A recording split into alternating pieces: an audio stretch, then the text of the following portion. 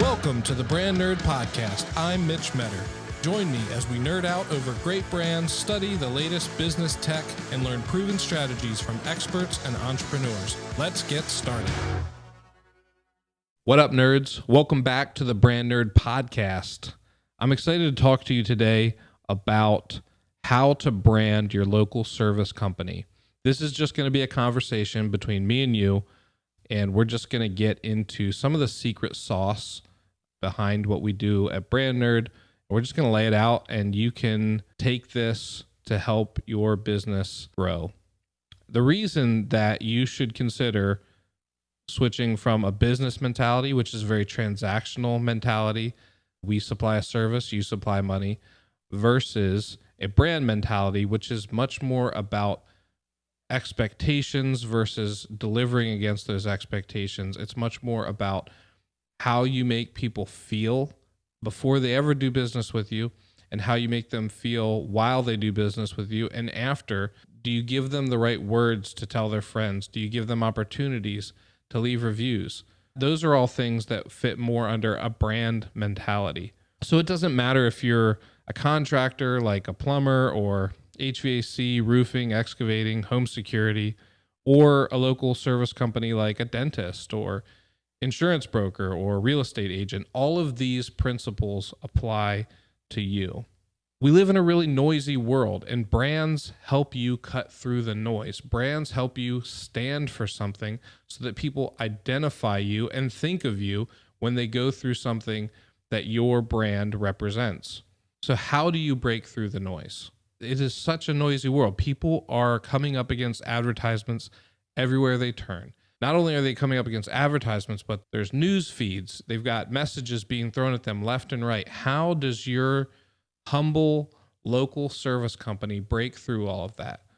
I'm here to tell you that the secret to that is simpler than you think. The secret to that is clarity. You want to get super clear about what you're talking about. You want to take it down to a simple form that people can understand. And that actually cuts through the noise better than being super clever, better than being super creative, better than trying to be mysterious. Clarity is the key. It doesn't mean that cleverness is out the window. It doesn't mean that creativity is out the window. In fact, if you can find a way to be clever, creative, and clear, well, then that's the dream. But the most important thing is clarity. And how do you get super clear? How do you compel human brains that are being inundated with noise? Story. Story is older than the written word itself. Story was used in history to pass down lessons from generation to generation. If you've ever read the Old Testament, it's covered in stories. If you've read the New Testament, Jesus spoke in parables. He used stories to explain concepts that he was trying to help people understand. And in modern days, the best marketers, the best brands, they're using story. Whether it's a blatant tale with a hero's journey arc from beginning to end, or it's aspirational identity, something like Nike with famous athletes and implying that their footwear is a key ingredient in your athletic success. That's a story. There's a really good Steve Jobs clip that I want to play for you.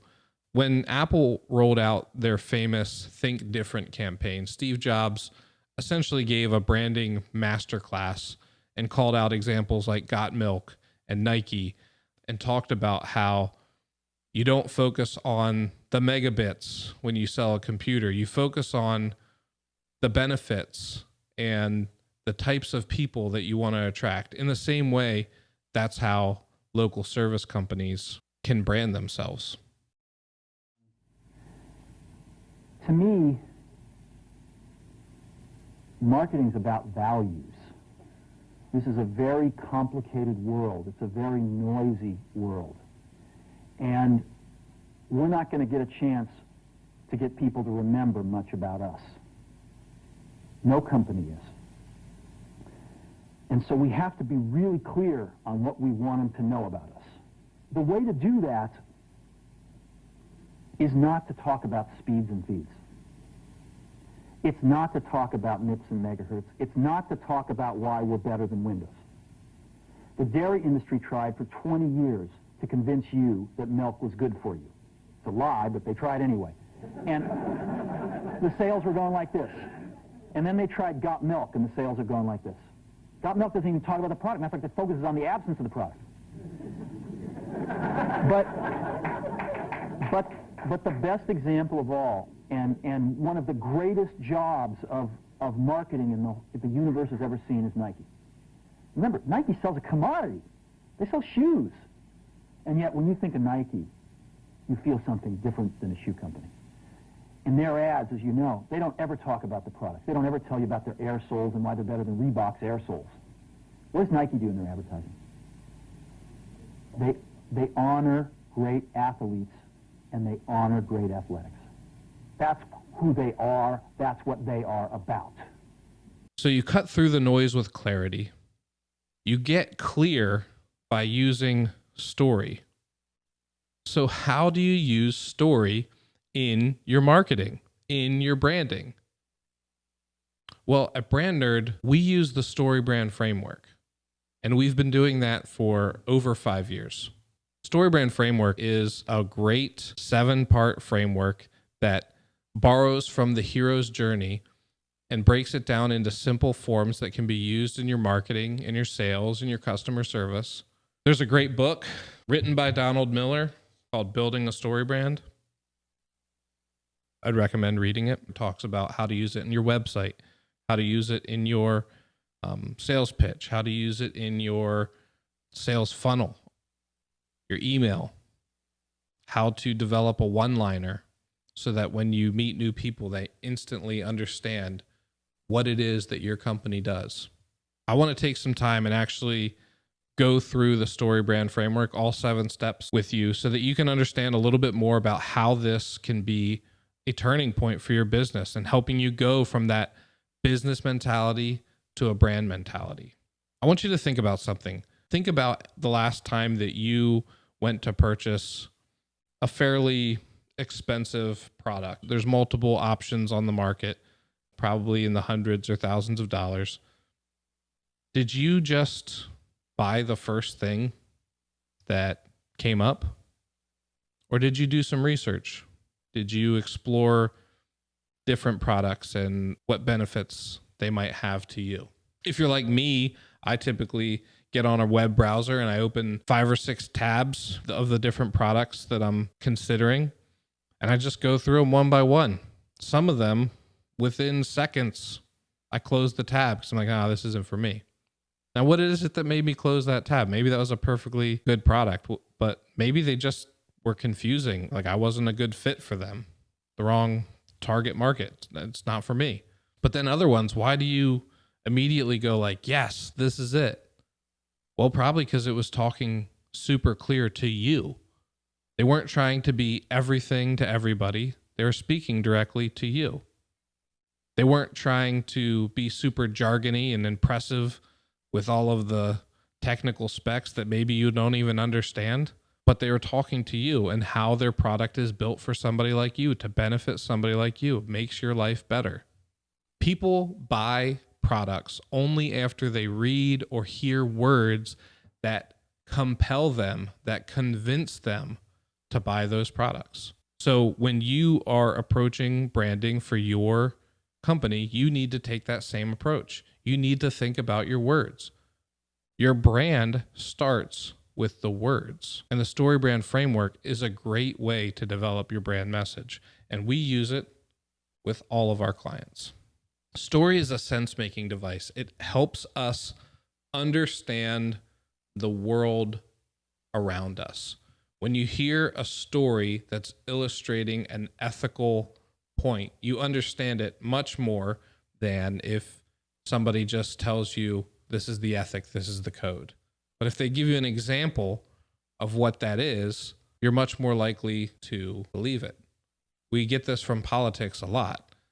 In fact, it's become almost a problem that politicians don't even want to talk about actual policies. They just want to tell stories of different people that they've met along the campaign trail and how they've been helped or how they will help them. But when you're talking about your company, you can use this same storytelling technique, whether you're using an actual story or you're helping the person reading and interacting with your brand to enter into the story that you're telling. The first element of the StoryBrand framework is the character. The first thing you want to do is identify who it is that you're speaking to, going through demographics, going through their interests, going through the problems. All of this can be summed up in what is it that they want. And remember, it's important that what they want better be something that you offer. Otherwise, you don't have the right character for your story. But when you know who you're speaking to, when you know the character you're talking to, you invite them into the story that you're telling. When you know what they desire, it's easy to say, hey, are you looking for this? Are you desiring this? Then they enter into the story that you're telling. Every character in a story, every hero on a journey, they have a problem. Otherwise, it wouldn't be a very good story. And honestly, they can't solve the problem themselves. Otherwise, they wouldn't have got into the problem in the first place. The same is true of your customers. They can't solve this problem on their own. But problem from the StoryBrand framework is multi-layered. There's the external problem that your character is facing, the actual real world danger that's around them. But then deeper than that, there's an emotional feeling that they're having attached to that. Whether it's they're worried, they're overwhelmed, they're feeling stuck, they're vulnerable. When you go deeper into the customer's problem, you actually connect with them more. They realize this person knows exactly what I'm going through. This company has obviously had experiences like this before because they're speaking exactly to me. So I have an external problem. I have an internal problem. And then there's the third piece of it, and this is actually one of my favorites, is the philosophical problem. This is one of my favorite parts of the StoryBrand framework. This idea that there is something just plain wrong. Think of all the messages out there right now that live in the philosophical space, whether it's the nonprofit world, the political spectrum, even brands. Philosophical problems are super powerful. What's just plain wrong about what your customer is facing? You shouldn't have to worry about your roof leaking. That's a philosophical problem. It shouldn't be so hard to have a lawn that looks beautiful without hours and hours of maintenance every week. These are philosophical problems. So the second StoryBrand marketing principle is the problem, and the idea that talking about problems actually helps people identify that you're an expert in the field, because if you talk about their problems, they immediately latch on to you as somebody who can solve them. So if you stop talking about customers' problems, they'll actually stop paying attention to your brand. And if you're not talking about customers' problems in your current website or marketing materials, advertisements, then people aren't going to pay attention to that. And if you really want to break through the noise, get into that internal and philosophical problem. Hit them in their chest, get deeper. So your character has a problem. That's how every story starts, right? Lord of the Rings, Frodo has this ring and it needs to be destroyed. It's a character with a problem. And his problem happens to be the entire world's problem. What can you do about that, though? How do any of these people solve these huge problems that they're facing in the story? Inevitably, they meet a guide. And that's where your company comes into the picture. The customer is the hero of the story, not your brand. The customer is the hero. You are actually the guide. This is a huge turning point for your marketing. It's so easy to talk about your business in terms of we do this, I do this, we offer this. But when you start thinking about it of you get this, we help you accomplish this. That language is so powerful. There's two parts to being a guide. There's the empathy, understanding where somebody's been, talking about their problems so that they understand that you get it. But then the other side of it is the authority piece of it. Proof that you've been there before and help people get results, whether it's pictures, whether it's testimonials, whether it's awards. There's a lot of ways to demonstrate the proof, the authority. Having a really good visual brand for your company helps your authority. Having a logo that's recognizable and obviously had some thought put into it and somehow reflects your values beyond just colors and fonts and images. These are all things that help contribute to that authority piece of being a guide. But what does a guide do in a story? That's where the fourth part of the StoryBrand messaging framework comes into play. The guide hands them a plan. If it's Frodo in Lord of the Rings, it's Gandalf or Elrond saying, you need to take this ring to Mordor and throw it into the fires of Mount Doom. The guide enters the story and gives them a plan. And when we do this in marketing, we make this super clear by handing them a step-by-step plan. And there's two ways to approach this. One is the pre-purchase plan. This is a 1, 2, 3. It's schedule an appointment. We'll come out and evaluate your needs, and then we will send you a proposal to fix that. That's a 1, 2, 3 plan. Another way to do that is a post-purchase plan where you can have 3 steps, your secret sauce, if you will. Like, for example, Brand Nerd, our secret sauce is that we get your message super clear. We give you a beautiful visual brand, and then we help you get the attention of more customers through organic and paid media. So that's a success formula. If you do those 3 things, your business grows. But that's a post-purchase plan. You've already agreed to work with us at that point. A lot of times for service companies, you do the pre-purchase plan because that's the biggest hurdle for people, is just showing up for an appointment or getting you to come out to give a quote. Which leads us to the 5th part of the StoryBrand messaging framework, the call to action. There comes a moment in every story where the hero has to make a decision. They have to take action. They've met the guide, they have the plan, now they have to decide whether or not they're going to take action. And in the same way, your company has to call them to take action or they won't. For the past 10 years, I've built hundreds of websites. And one of the main things that's missing from a lot of websites is a clear and obvious direct call to action. A buy now button, a get a quote button. So many websites, contact us is kind of their call to action, but that's not a compelling call to action. Contact us. That doesn't offer you anything. Buy now, you know what that means. I'm going to go buy the product. I'm now entering into the sales process. Get a quote. I'm getting a quote. So you need a direct call to action, because if you don't call them to action, they might not. They don't necessarily know what the next step is. So call them to action. If you have a business that has trucks on the road, make sure that that phone number and website is super clear and put some words on there to direct them to call it. Call them to action. Use words to compel people. A story can only go one of 2 ways. It can be success or it can be failure.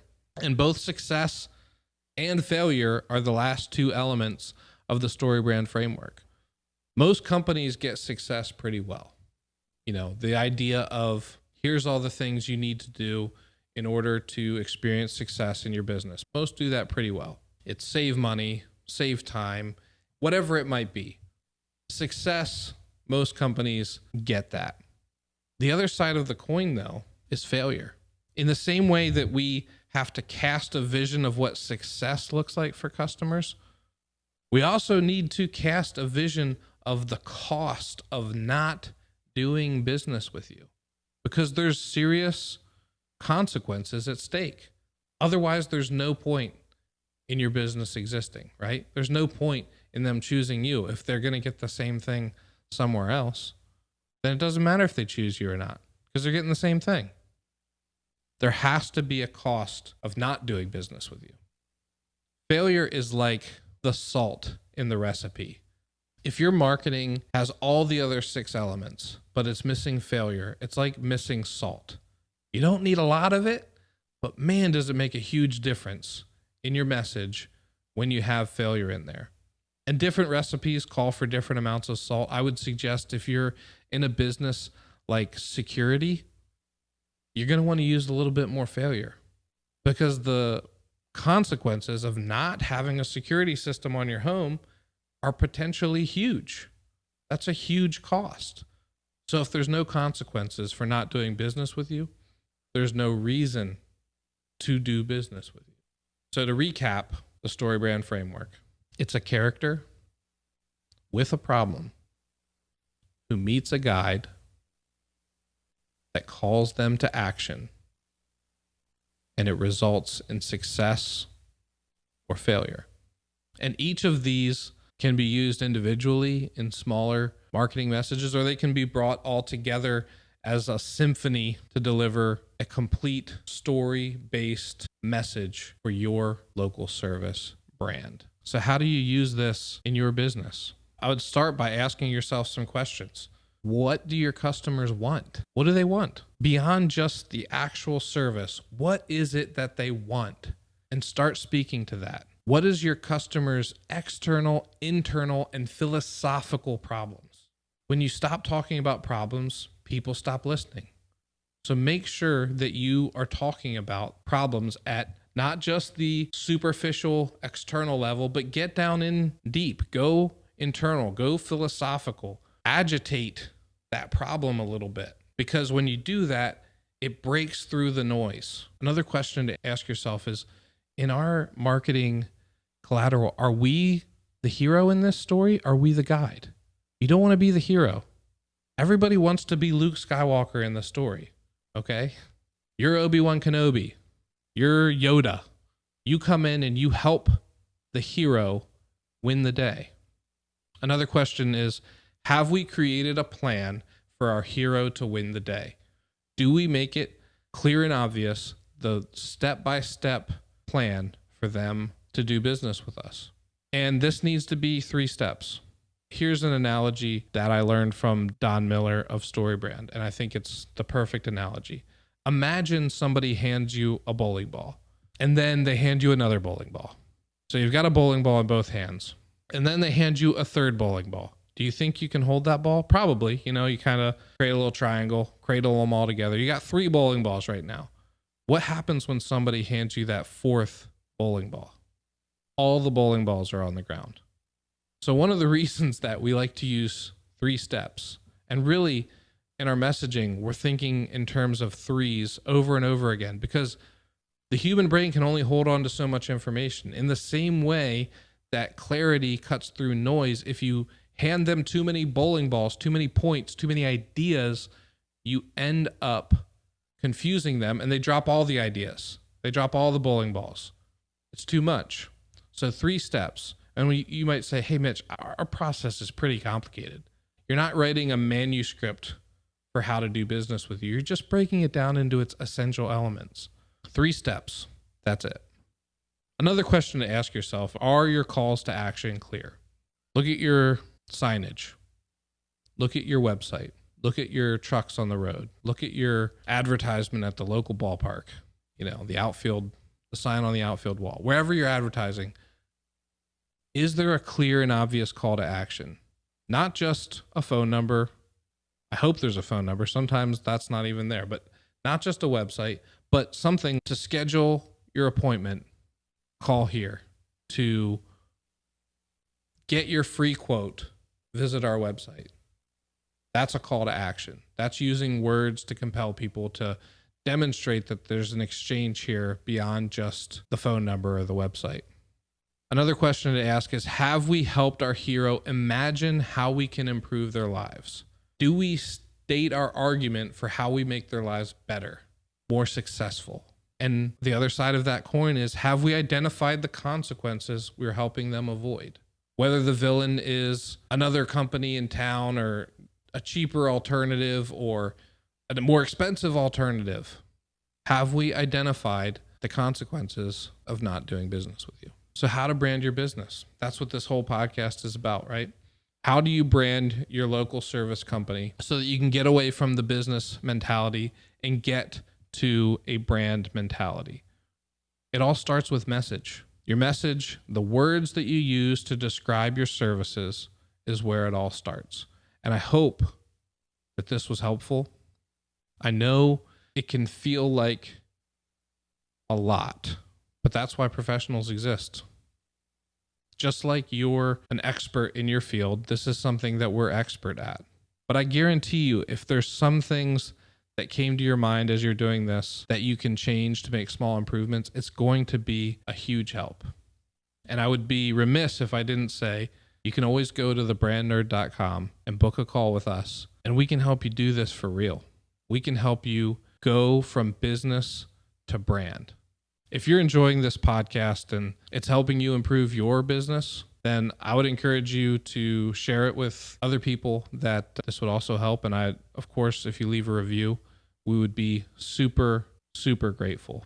So the question I posed at the beginning of this podcast episode was, how do I brand my local service company? And I hope throughout this episode, you found a lot of useful information to take you from that business mentality of transactions, of a service in exchange for money, to a brand mentality, which is thinking about the different touch points that go into creating an experience for your customers. The most important takeaway is I want you to know that your words matter, and it's actually the foundation of your brand. Noisy and unclear messaging has hurt businesses more than recessions. It's hurt businesses more than taxes. It's hurt businesses more than interest rates. When you get a clear message, when you get a story-based message, when you use the StoryBrand Framework to develop your brand message, you'll actually see people start to be drawn to you. You'll be in demand. When you have a brand, you can charge what you're worth. You can charge a premium.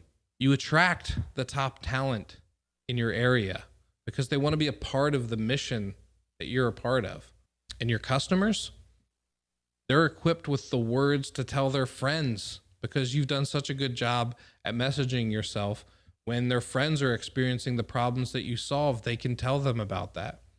When they've had a great experience, they're going to want to leave a review. They're going to want to tell other people, I have a guy for that. I have a company for that. I have a girl for that. So if this podcast was meaningful to you, I just ask that you leave us a review, refer us to your friends. We're going to continue to roll these out weekly and just bring you the best information we can to provide as much value to your business as we can. And all that we ask in return is that you share it with a friend.